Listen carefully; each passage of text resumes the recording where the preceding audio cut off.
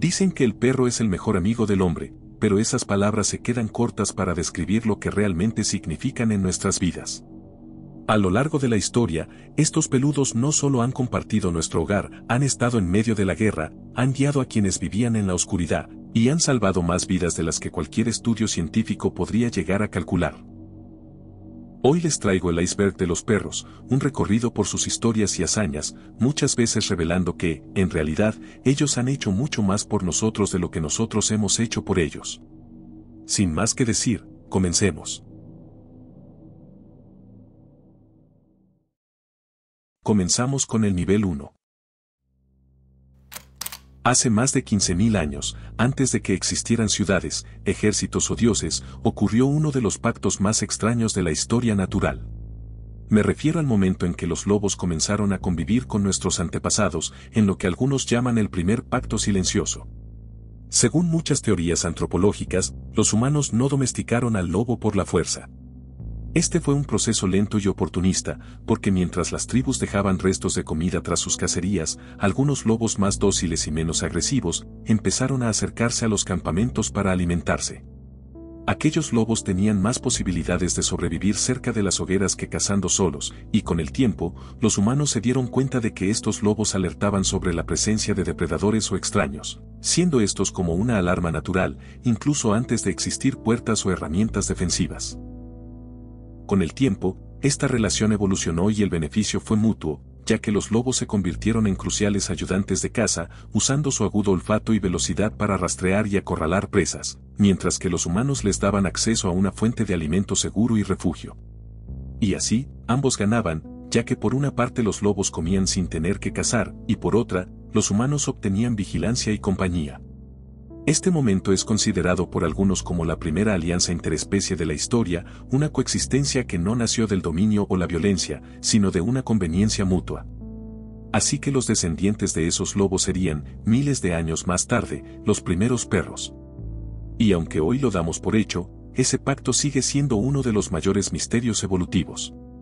¿Cómo fue que dos depredadores naturales terminaron compartiendo el fuego? Hay científicos que creen que no fue el ser humano quien inició esto, sino que fueron los lobos quienes domesticaron al hombre, seleccionando al ser humano como proveedor intencional de alimento, y adaptando su comportamiento para recibir protección y comida fácil.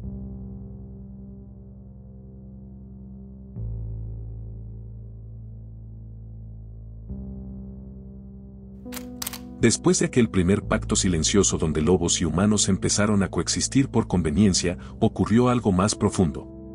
Ya no se trataba solo de compartir restos de comida, sino de trabajar juntos, dejando de ser simples vecinos para convertirse en aliados. Con el tiempo, ciertos lobos comenzaron a integrarse activamente en las actividades humanas de caza, y los humanos se dieron cuenta de que esos animales no solo ladraban o vigilaban, sino que también podían rastrear presas gracias a su olfato, rodearlas y dirigirlas hacia los cazadores para facilitar el ataque. Este fue el nacimiento de la caza cooperativa entre especies, ya que los lobos más inteligentes y dóciles asumían roles clave. Por ejemplo, los rastreadores, usando su increíble sentido del olfato, podían seguir presas a través de grandes distancias, incluso si la presa no estaba a la vista. Esto permitía a los cazadores humanos conservar energía y saber exactamente hacia dónde dirigirse. Luego estaban los acorraladores, donde su velocidad y resistencia eran fundamentales para rodear y acorralar a presas grandes, como ciervos o bisontes. Esto le daba a los cazadores una oportunidad para acercarse y abatir al animal sin un gran riesgo, algo que sería imposible para un humano solo. También estaban los recuperadores, esos que eran entrenados para recuperar presas pequeñas que caían en el agua o en áreas difíciles de acceder, y también ayudaban a arrastrar animales más grandes hasta el campamento. Pero lo más interesante es que esta cooperación cambió por completo a ambos, los humanos se volvieron cazadores más eficientes y los lobos comenzaron a evolucionar siguiendo una nueva presión, ser útiles al hombre. Los humanos empezaron, quizás sin saberlo, a seleccionar a los lobos más colaborativos, menos agresivos y más obedientes, siendo ese el inicio de la domesticación dirigida. Por eso muchos científicos consideran que esta etapa de coevolución fue el segundo gran paso del vínculo humano-canino, mientras que el primer pacto fue por necesidad, este fue por funcionalidad. Aquí no se trataba de compartir comida, se trataba de sobrevivir juntos y, finalmente, de evolucionar juntos.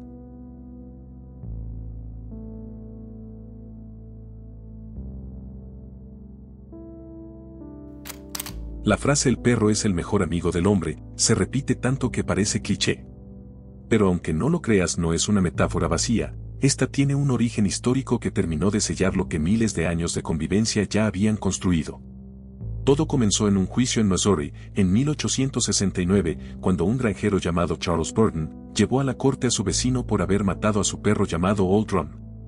El caso llegó a ser tan intenso que uno de los abogados de Charles, George Graham Best, pronunció un discurso que pasaría a la historia como uno de los más conmovedores jamás escuchados en una corte estadounidense. En él, decía: "Señores del jurado, el único, absoluto y mejor amigo que tiene el hombre en este mundo egoísta, el único que nunca lo traiciona ni lo abandona, es su perro". Ese discurso no hablaba de biología, ni de domesticación, ni de mutación genética. Hablaba de lealtad, amor y sacrificio, y de que no era solo un animal útil para cazar o alertar, era un compañero emocional insustituible. Esa historia se volvió legendaria y la frase quedó para siempre en el lenguaje popular. Para muchos, ese juicio representó el momento en que la sociedad, de forma pública, reconoció que el perro había dejado de ser una herramienta para convertirse en una parte del corazón humano. Incluso, un dato muy interesante es que frente a la corte del condado de Johnson, en Missouri, hay una estatua de Old Ron con una inscripción que dice: "el mejor amigo que el hombre puede tener en este mundo". Y por si te preguntas qué le pasó al acusado, el juicio lo declaró culpable y tuvo que pagar una indemnización de $50 al dueño, además de quedar expuesto públicamente como alguien cruel. Esto no compensaba la pérdida, por supuesto, pero marcó un precedente simbólico, ya que por primera vez, un tribunal daba la razón emocional al vínculo entre un hombre y su perro.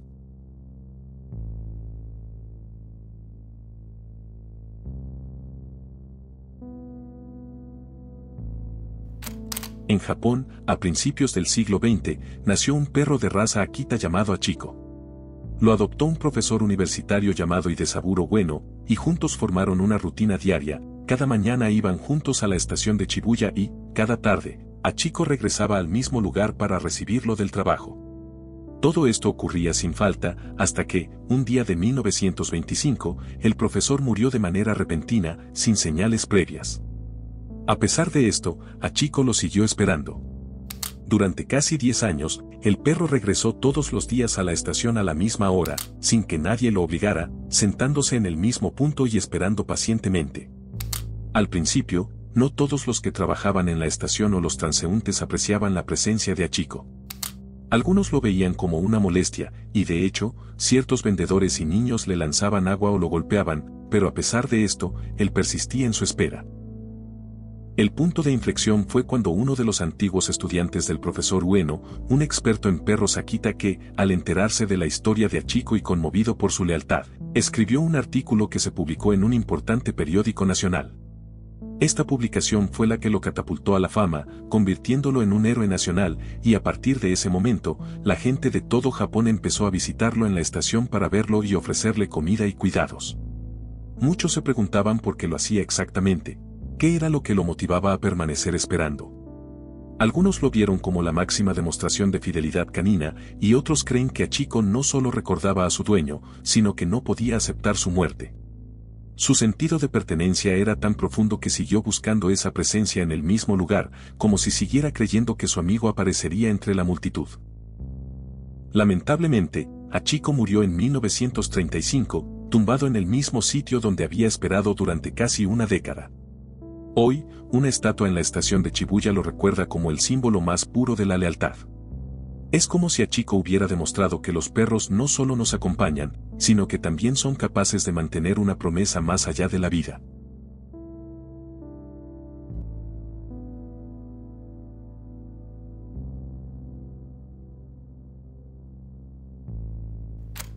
Después de hablar de Hachiko, uno podría pensar que esa fue una historia única en el mundo, pero la fidelidad canina se ha repetido como un patrón casi sobrenatural en diferentes lugares del planeta. En Italia, durante plena Segunda Guerra Mundial, existió un perro llamado Fido, cuya historia es tan emotiva y trágica como la de Hachiko. Todo comenzó en 1941, cuando un hombre llamado Carlo Soriani encontró a un perro herido en medio de una carretera en Borgo San Lorenzo, un pequeño pueblo cerca de Florencia. Lo llevó a su casa, lo curó y lo adoptó llamándolo Fido, que en latín significa fiel. Desde ese día, el perro desarrolló una conexión tan fuerte que seguía a su dueño hasta la parada del autobús cada mañana y cada tarde iba a recibirlo cuando regresaba del trabajo. Así estuvieron durante 2 años, hasta que un bombardeo golpeó la fábrica donde Carlo trabajaba. Carlo murió ese día, pero Fido siguió esperando. Todas las tardes, durante 14 años, el perro caminaba hasta la parada, se sentaba y observaba cómo descendían todos los pasajeros del autobús, buscando un rostro que sabía que no volvería. Pero nunca dejó de intentarlo, y la gente del pueblo empezó a notar la escena, por lo que comenzaron a alimentarlo, le construyeron un refugio improvisado y con el tiempo, la prensa italiana empezó a darle más interés al caso. Fido se convirtió en un símbolo de esperanza en mitad de la guerra, de un amor más allá de la muerte, y de una lealtad que ni las bombas pudieron destruir. Fue condecorado con una medalla de oro y su historia se publicó en diarios de todo el país, e incluso se le hizo una estatua en la Piazza Dante del pueblo. Fido murió en 1958, con 16 años, y fue enterrado junto a Carlo en el mismo cementerio.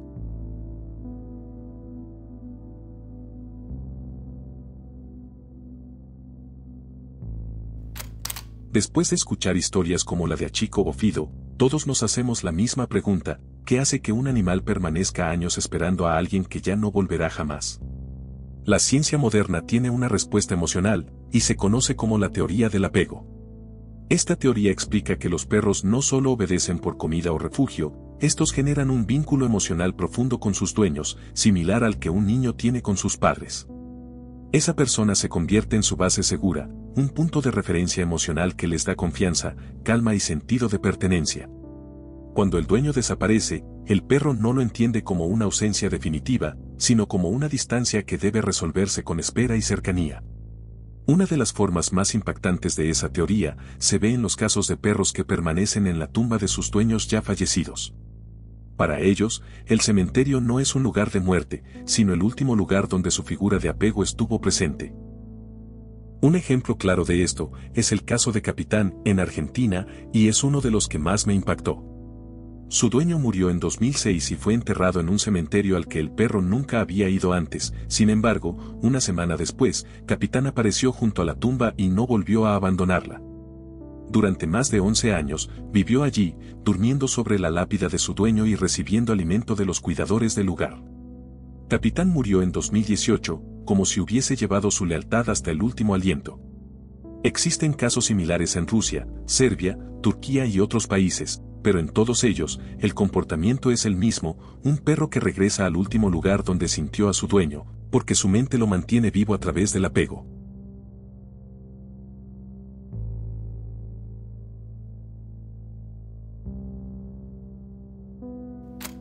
¿Alguna vez has notado que algunos perros se parecen a su dueño? No solo físicamente, sino en su forma de caminar, de reaccionar e incluso en el carácter.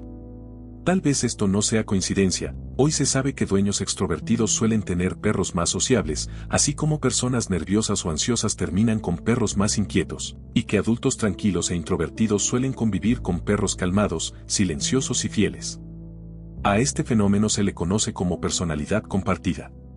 La ciencia ha comprobado que hay una correlación directa entre los rasgos de personalidad humanos y los comportamientos de sus perros.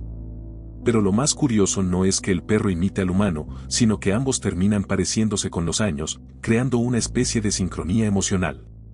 Una de las primeras razones es la selección social, cuando la mayoría de las personas escogen inconscientemente perros que combinan con su estilo de vida.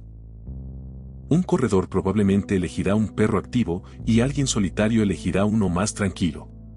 Pero hay algo más profundo: la convivencia, imitación y comunicación emocional, ya que los perros leen nuestro estado de ánimo, nuestros gestos y rutinas, y se ajustan a ellos hasta moldear su comportamiento. Con el tiempo, terminan sincronizando su reloj interno, sus emociones, e incluso sus niveles de estrés. De hecho, algunos estudios detectaron niveles similares de cortisol y oxitocina entre perros y humanos que convivían desde hace años. Es como si, de forma lenta pero inevitable, estuviésemos contagiando mutuamente nuestro estado de ánimo hasta parecernos.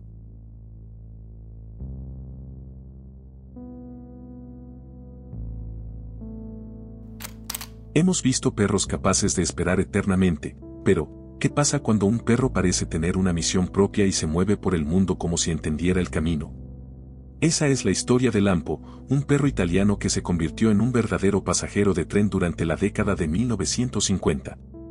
Lampo apareció un día en la estación de tren de Campiglia Marittima, en Toscana, y era un perro callejero, pero rápidamente se ganó el cariño del jefe de estación y de los trabajadores ferroviarios. Lo más extraño comenzó poco después, cuando Lampo aprendió a subir solo a los trenes y bajarse en otras estaciones, como si supiera exactamente a dónde ir, y lo hacía a diario, sin fallar. Lo más increíble es que Lampo no vagaba sin rumbo, cada día viajaba hasta la escuela donde estudiaba la hija del jefe de estación, esperaba a que saliera de clase y luego regresaba a la estación con ella, exactamente como si fuera un familiar que la acompañaba al colegio. Los maquinistas y guardas de trenes lo conocían tan bien que dejaron de bajarlo por la fuerza y se convirtió en una leyenda local. La prensa escribió sobre él, e incluso se emitió una orden oficial para que ningún empleado del ferrocarril interfiriera con sus viajes. Nadie le enseñó a leer horarios ni estaciones, pero jamás se perdió, simplemente se subía, recorría Italia y regresaba exactamente al lugar correcto. Y si alguna vez era llevado lejos, encontraba la manera de volver. Algunos creen que Lampo desarrolló una especie de mapa cognitivo o un sentido de orientación extraordinario, una mezcla de instinto, memoria y vínculo afectivo. Y otros aseguran que su verdadera brújula era emocional, guiado por su apego a la niña como punto central.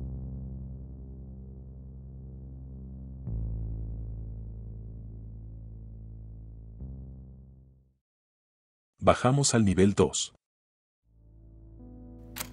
En enero de 1925, el pueblo de Nome, en Alaska, estaba a punto de desaparecer del mapa.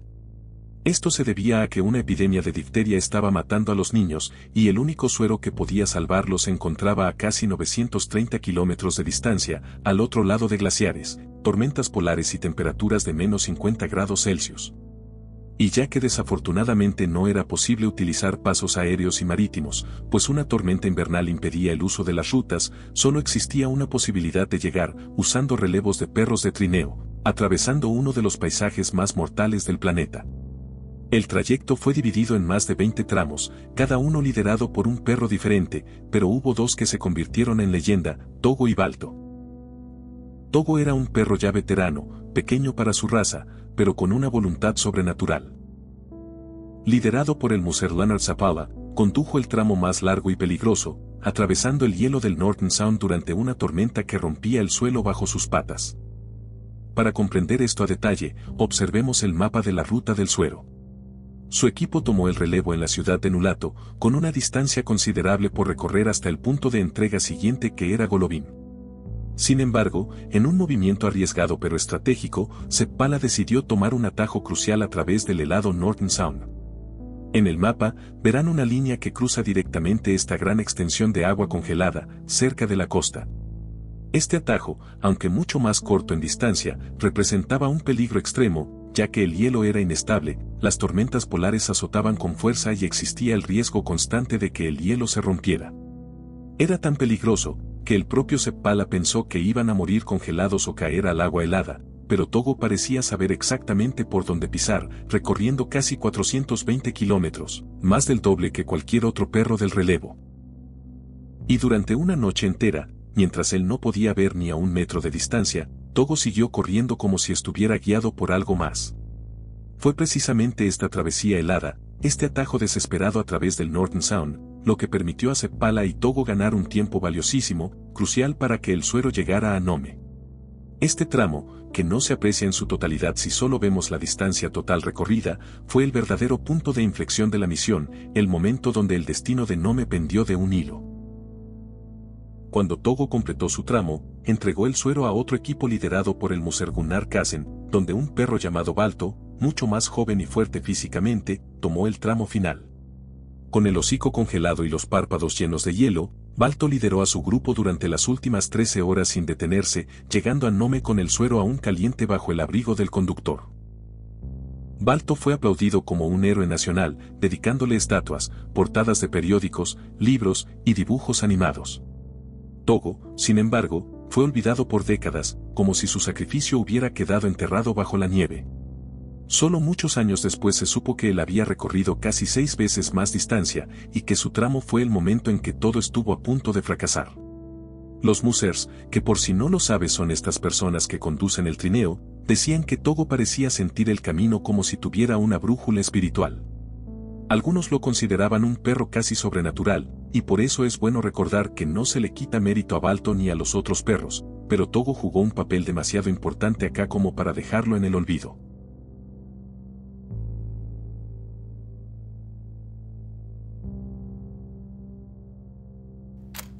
En los Alpes suizos, a principios del siglo XIX, existió un perro llamado Barry que se convirtió en leyenda entre montañeses y monjes rescatistas. Era un perro San Bernardo entrenado por monjes del Hospicio del Gran San Bernardo, una institución que ayudaba a viajeros perdidos en medio de tormentas de nieve en una de las rutas más peligrosas de Europa. Barry no era solo un perro de compañía, él tenía un instinto casi sobrenatural para detectar personas enterradas bajo la nieve, ya que se decía que podía oler el aliento humano incluso si la víctima estaba completamente sepultada por una avalancha. Su labor era tan extraordinaria que durante su vida salvó al menos 40 personas y otros registros hablan de más de 70. Una historia que ronda más hacia el mito, cuenta que una vez encontró a un niño dormido en el hielo, y en lugar de ladrar, Barry se tumbó sobre él para darle calor con su propio cuerpo, le lamió la cara hasta que el niño despertó y luego lo cargó de vuelta hacia el refugio. También se dice que Barry no actuaba por órdenes, y muchas veces se adelantaba solo caminando kilómetros por su cuenta, como si un radar invisible le indicara dónde buscar.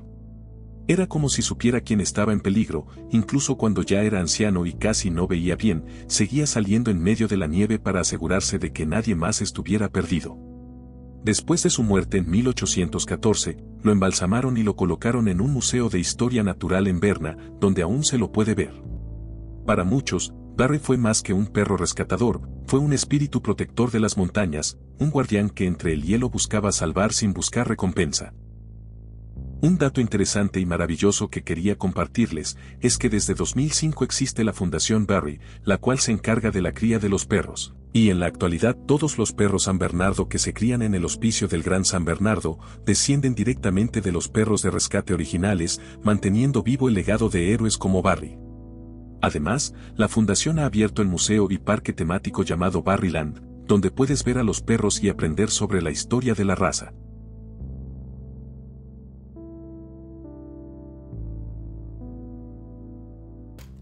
¿Y si te dijera que en la Alemania nazi existió una escuela donde se entrenaban perros para hablar como humanos, lo creerías?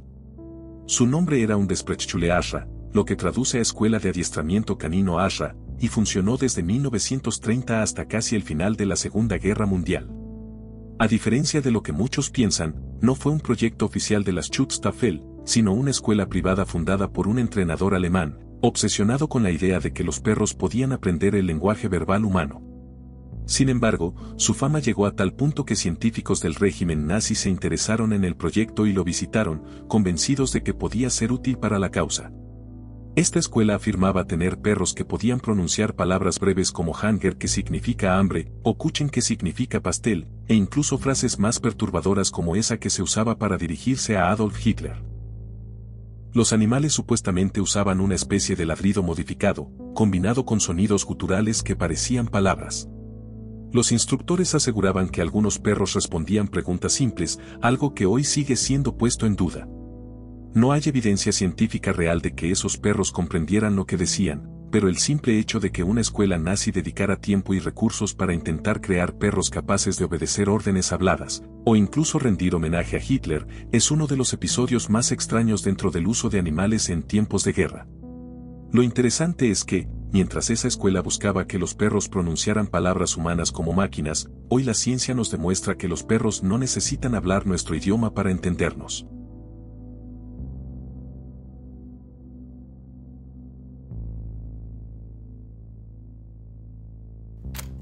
En 1917, cuando el mundo estaba hundido en las trincheras de la Primera Guerra Mundial y en medio del caos, un perro callejero apareció en el campus de la Universidad de Yale, donde entrenaba el Regimiento 102 de Infantería de Estados Unidos.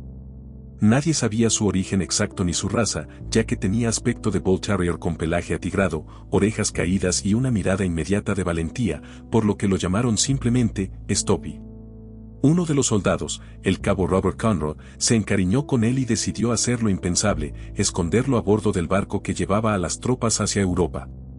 Cuando el comandante lo descubrió, Stubby, como si supiera lo que estaba en juego, levantó la pata en señal de saludo. El gesto fue tan inesperado que el oficial quedó impresionado, y permitió que se quedara con la tropa, pero lo que nadie imaginaba era que ese perro terminaría convirtiéndose en uno de los soldados más valiosos del regimiento. Stubby no solo era una mascota, aprendió a reconocer el silbido del gas mostaza antes que los humanos y ladraba con fuerza, alertando a todos para que se pusieran la máscara antigas. También tenía un instinto especial para encontrar heridos en la tierra de nadie, arrastrándose entre el barro y el fuego para guiar a los camilleros. Incluso se dice que una noche detectó a un espía alemán que cartografiaba las posiciones estadounidenses y este lo persiguió, lo mordió y consiguió inmovilizarlo hasta que llegaron los soldados. Y fue por esa hazaña que oficialmente fue ascendido al rango de sargento, convirtiéndose en el primer perro con grado militar reconocido por el ejército de Estados Unidos. Al regresar a casa, Stubby se convirtió en un héroe nacional. Participó en desfiles militares, conoció a 3 presidentes, fue recibido con ovaciones y recibió múltiples medallas, incluyendo una condecoración directa del general John Pershing. Cuando Stubby murió en 1926, el New York Times le dedicó media página de obituario, y su cuerpo fue preservado en el Museo del Instituto Smithsonian, como uno de los soldados más condecorados de la historia.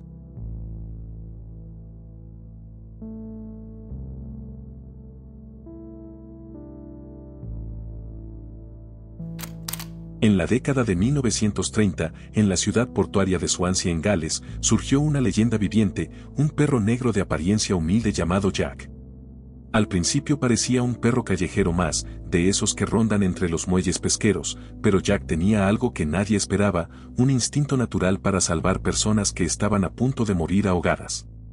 La primera vez, en 1931, se lanzó al agua para rescatar a un niño que se estaba ahogando en el río Tabe, y pareció una casualidad hasta que volvió a hacerlo. Con el tiempo, Jack fue rescatando persona tras persona, desde pescadores que caían al río, niños que se resbalaban desde el muelle, e incluso borrachos que se caían al agua por accidente. Los registros afirman que Jack salvó, al menos, a 27 personas oficialmente, aunque se sospecha que fueron más de 30. Lo más impresionante es que nadie lo entrenó para hacerlo, solo saltaba sin miedo, mordía la ropa de las víctimas y los arrastraba hasta la orilla. A veces nadaba contracorriente en aguas turbias, como si su único propósito fuera sacar del agua a quien se estuviera hundiendo.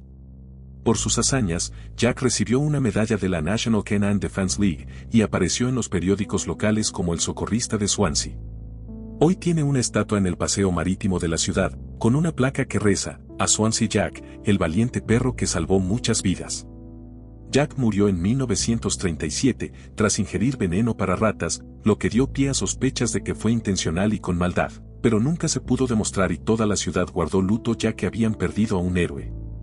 Algunos consideraban que Jack respondía al sonido del chapoteo como un instinto cazador, pero otros aseguraban que no se movía por instinto, sino por empatía, ya que escuchaba gritos humanos y, en lugar de huir, se lanzaba, como si entendiera la desesperación.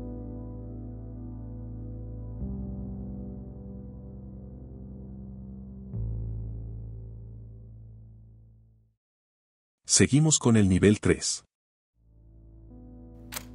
En el verano de 1923, la familia Brasier emprendió un largo viaje en automóvil desde Silverton, Oregón, hasta Indiana, llevando con ellos a su collie escocés, Bobby. Era un perro joven, de pelaje atigrado y mirada noble, acostumbrado a la calma de su hogar. Pero en el pequeño pueblo de Wolcott, Indiana, ocurrió lo impensable. Mientras la familia descansaba, Bobby fue atacado por una jauría de perros locales, por lo que, asustado y desorientado, huyó a toda velocidad perdiéndose en el laberinto de calles y campos desconocidos. La familia pasó días buscándolo, recorriendo caminos, preguntando a los lugareños, y dejando comida en las carreteras. Pero el tiempo corría y no podían prolongar más la búsqueda, así que, devastados, los Brasier regresaron a Oregón, convencidos de que jamás volverían a verlo. Sin embargo, 6 meses después, en febrero de 1924, el milagro tocó la puerta de la familia. Cuando abrieron la puerta, encontraron una figura delgada, con el pelaje sucio y las almohadillas de sus patas sangrando, tambaleándose frente a su casa.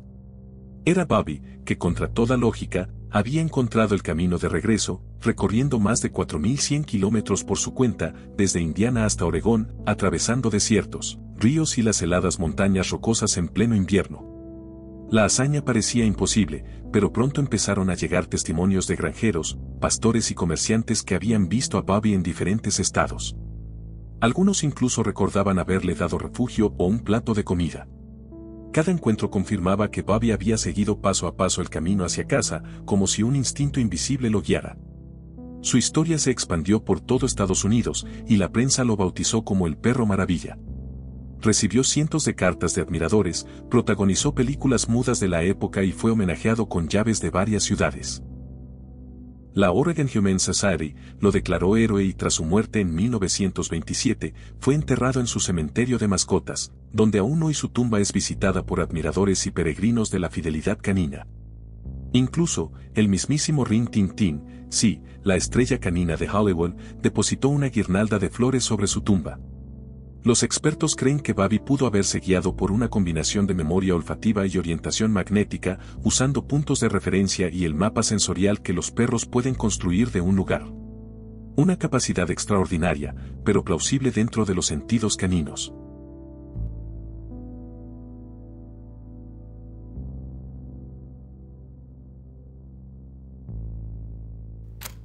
En septiembre de 1918, en los últimos meses de la Primera Guerra Mundial, el cabo estadounidense Lee Duncan se encontraba explorando los restos de un criadero de perros de guerra alemán bombardeado en Francia. Entre los escombros halló a una perrita que había fallecido y, milagrosamente, a 2 cachorros sobrevivientes. Eran pastores alemanes de apenas unos meses de vida, por lo que Duncan los rescató y decidió llamarlos Nanette y Rin Tin Tin, inspirándose en unas figuras de la suerte que los niños franceses llevaban durante la guerra. Nanette murió poco después, pero Rin Tin Tin sobrevivió. De regreso en Estados Unidos, Duncan llevó consigo a Rin Tin Tin, al que comenzó a entrenar. Muy pronto descubrió que el perro tenía una inteligencia y una capacidad de aprendizaje excepcionales, además de una agilidad casi felina. No solo saltaba más alto que otros perros, obedecía con precisión y, sobre todo, tenía una presencia magnética. La oportunidad de oro llegó en 1923, cuando fue contratado para reemplazar a un lobo indomable en la película muda, Where the North Begins. El perro no solo cumplió con el papel, se robó la pantalla gracias a su expresividad y su capacidad de ejecutar escenas dramáticas.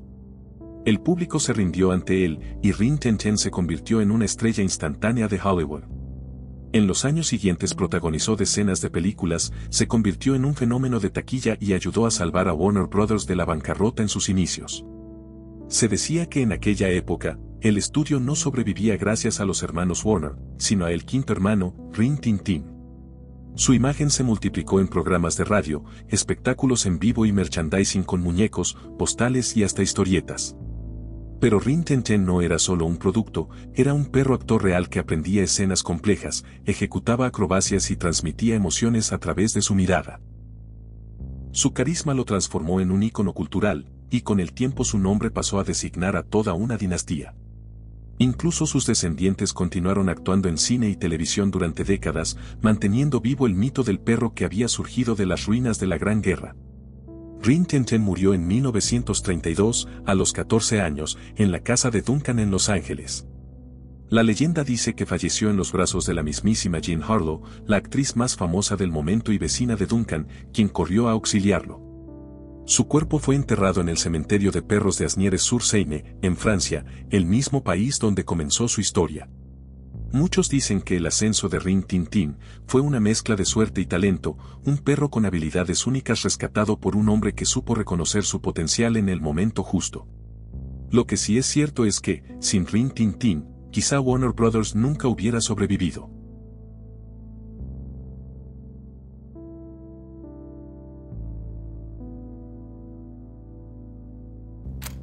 ¿Alguna vez te has preguntado por qué tu perro parece entenderte tan bien? Ese movimiento sutil de la cola cuando te ve, el instinto de acercarse y poner su cabeza en tu regazo cuando estás triste, o la explosión de alegría desenfrenada cuando llegas a casa, incluso si solo te has ido por unos minutos.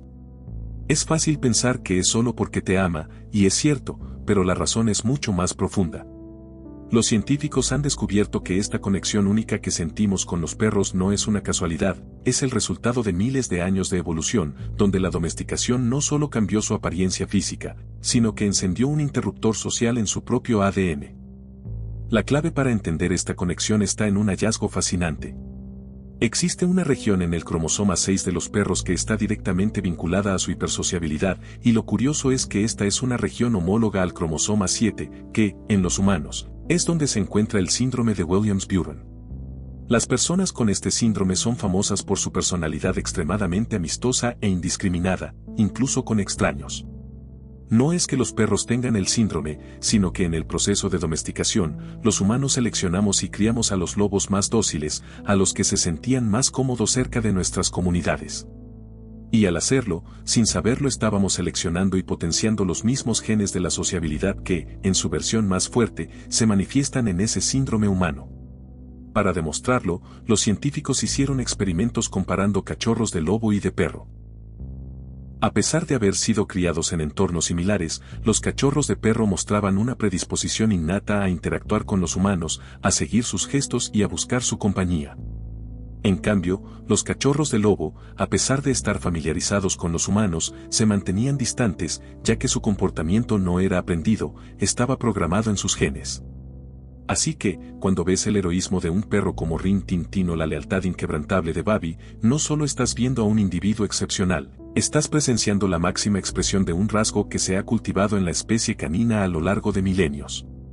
Tu perro no te ama por casualidad, está genéticamente predispuesto a hacerlo, y esa es una historia que hace que nuestra conexión con ellos sea aún más especial.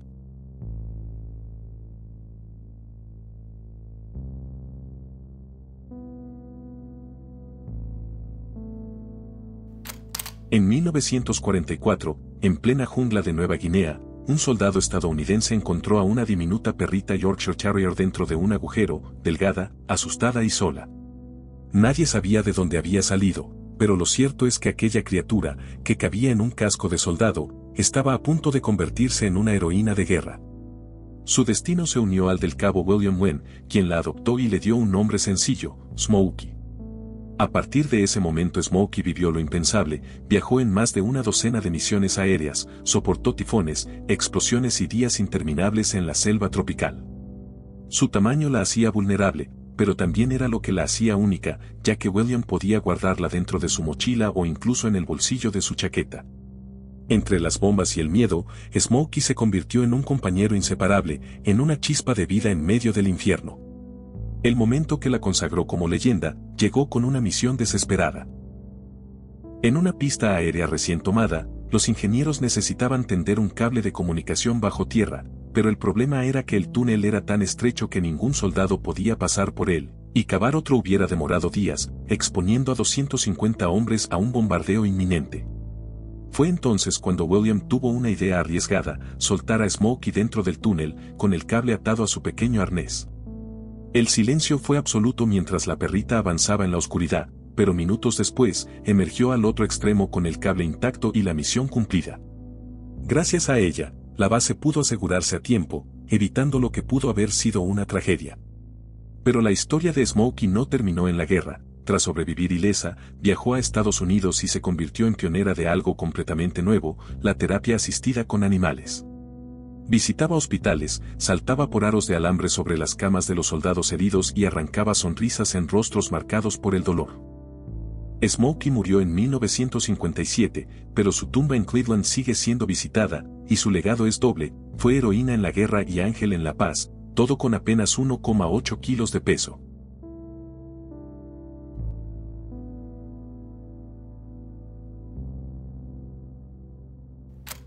En los años 20, en Nashville, Tennessee, un joven llamado Morris Frank veía cómo su vida se estrechaba entre la oscuridad y la dependencia.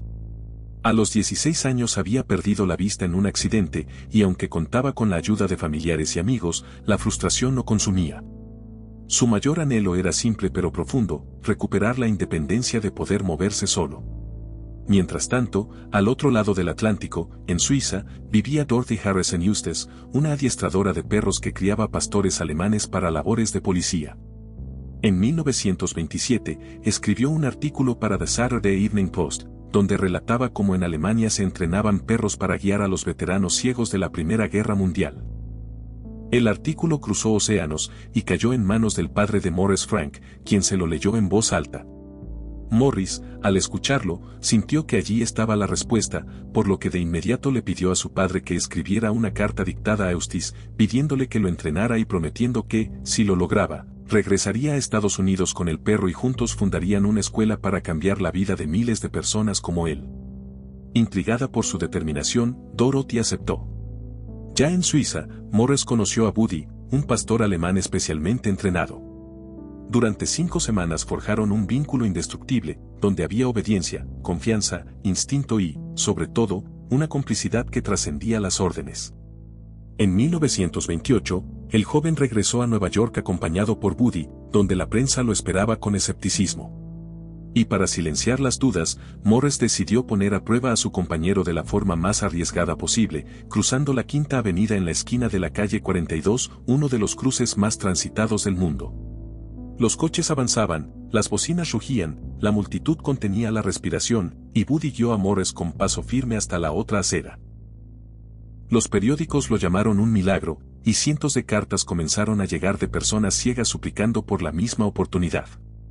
Morris y Dorothy cumplieron su promesa, y en 1929 fundaron The C&A, la primera escuela de perros guía en Estados Unidos, que más tarde se trasladaría a Nueva Jersey. El legado de Buddy trascendió su vida, ya que miles de personas en todo el mundo recuperaron la libertad gracias a esa idea que comenzó con una carta, un pastor alemán y un hombre decidido a no vivir bajo la sombra de la dependencia.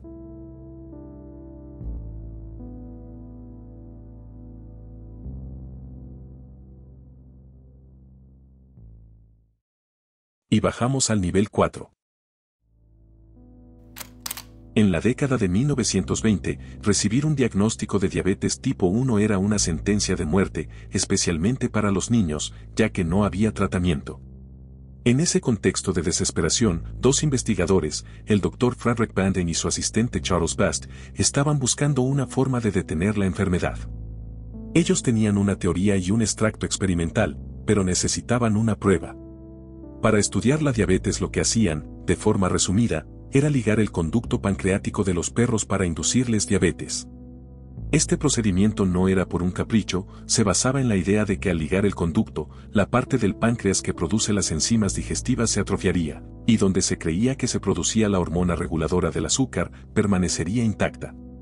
Una vez que esto ocurría, extraían un preparado de estos reguladores y lo inyectaban en perros diabéticos. En esas condiciones precarias, muchos de los animales sufrieron y murieron, pero luego tenemos a Marjorie, quien fue un punto de inflexión. Ella fue el primer caso de éxito, ya que después de que le indujeran la diabetes de forma experimental, le administraron el extracto que habían logrado aislar. Marjorie no solo sobrevivió, sino que sus niveles de glucosa volvieron a la normalidad, un milagro que confirmó a los científicos que estaban en el camino correcto. Sin embargo, hay que ser honestos acá, y es que el extracto no estaba purificado. Y debido a eso, las inyecciones le causaron severas infecciones y un gran sufrimiento, un destino que muchos de los otros perros de laboratorio compartieron. Al final, tuvieron que sacrificarla para poner fin a su agonía. Es una historia dolorosa que hoy en día sería impensable, pero en esa época se consideraba un sacrificio necesario. Gracias a estos sacrificios, y me refiero a los perros por supuesto, el científico James Cullop se unió al equipo y logró purificar el extracto, creando la insulina que hoy conocemos. Y posteriormente en 1922, Leonard Thompson, un adolescente moribundo, recibió la primera inyección reviviendo de la muerte, convirtiéndose en el primer paciente humano en recibir tratamiento, marcando el inicio de la terapia con insulina para la diabetes. Pero la historia de los perros y la diabetes no termina ahí, ya que hoy en día, el legado de Marjorie y los demás perros ha evolucionado. Ahora tenemos a los perros de alerta para diabetes, unos compañeros entrenados para detectar cambios en los niveles de glucosa de sus dueños a través del olfato. En resumen, la historia de la insulina y su impacto en la diabetes no podría entenderse sin la valiosa contribución de los perros, tanto en la investigación inicial como en el desarrollo de terapias para mejorar la calidad de vida de las personas con diabetes. Así que, aunque la historia de estos perritos nos duela, debemos contarla, porque es bueno recordar que los perros nos han dado más de lo que nosotros a ellos.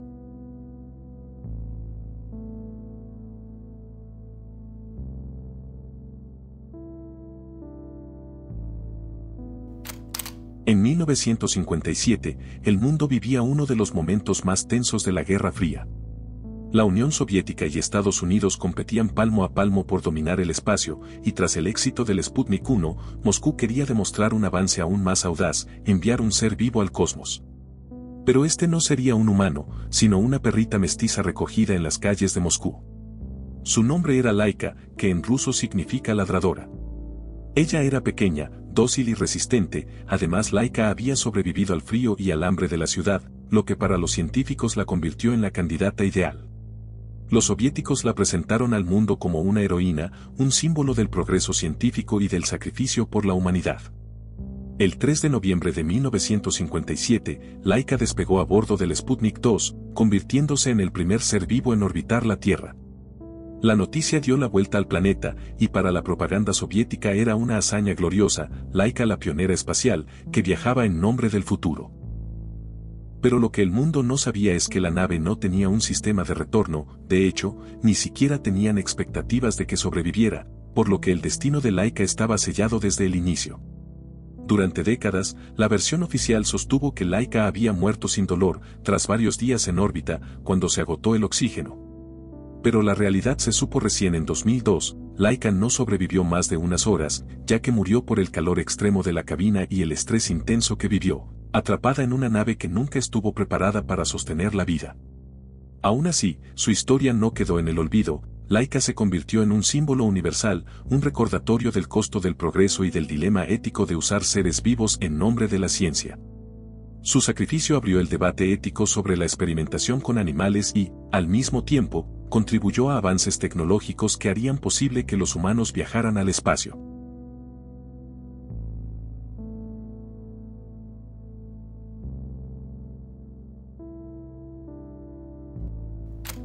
Si la historia de Laika nos mostró el lado más oscuro y el alto precio de la carrera espacial, la de Belka y Estrelka es un rayo de esperanza en esa misma época convulsa. Tan solo 3 años después del trágico viaje de Laika, la Unión Soviética volvió a enviar seres vivos al espacio, pero esta vez con un objetivo muy diferente, el regreso seguro a casa. Belka y Estrelka, cuyos nombres significan ardilla y flecha respectivamente, eran 2 perritas callejeras de Moscú, al igual que Laika. Pero a diferencia de su predecesora, ellas viajaron en una misión diseñada para probar la viabilidad del vuelo orbital tripulado. El 19 de agosto de 1960, a bordo de la nave Sputnik 5, estas 2 valientes niñas se convirtieron en los primeros seres vivos en orbitar la Tierra y regresar con vida. Su viaje duró más de 25 horas, durante las cuales la nave completó 17 órbitas alrededor de nuestro planeta. Pero Belka y Estrelka no estuvieron solas, por increíble que parezca las acompañaban 42 ratones, 2 ratas, un conejo, insectos, plantas y hongos. El éxito de su misión fue rotundo, todos los pasajeros sobrevivieron al vuelo y regresaron sanos y salvos a la Tierra. La noticia del regreso de Belka y Estrelka fue recibida con júbilo en la Unión Soviética y en todo el mundo. A diferencia del silencio que rodeó el destino de Laika, estas 2 perritas se convirtieron en celebridades instantáneas. Sus rostros aparecieron en periódicos, sellos y todo tipo de propaganda, simbolizando el triunfo de la ciencia soviética.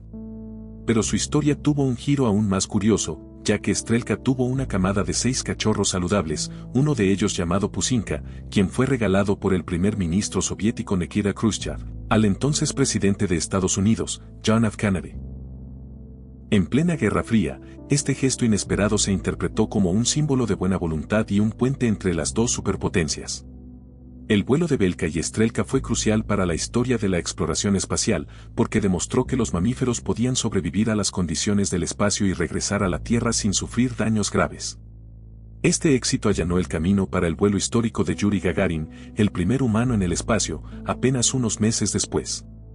Así que el valiente sacrificio de Laika encontró su justificación en el feliz regreso de Belka y Estrelka, marcando un antes y un después en la conquista del cosmos.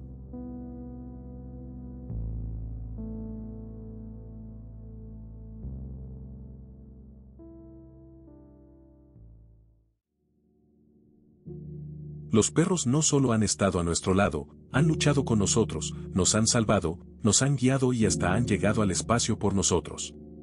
Quizás, después de todo, no somos nosotros quienes les damos un lugar en nuestras vidas, sino ellos quienes nos han dado uno en la suya.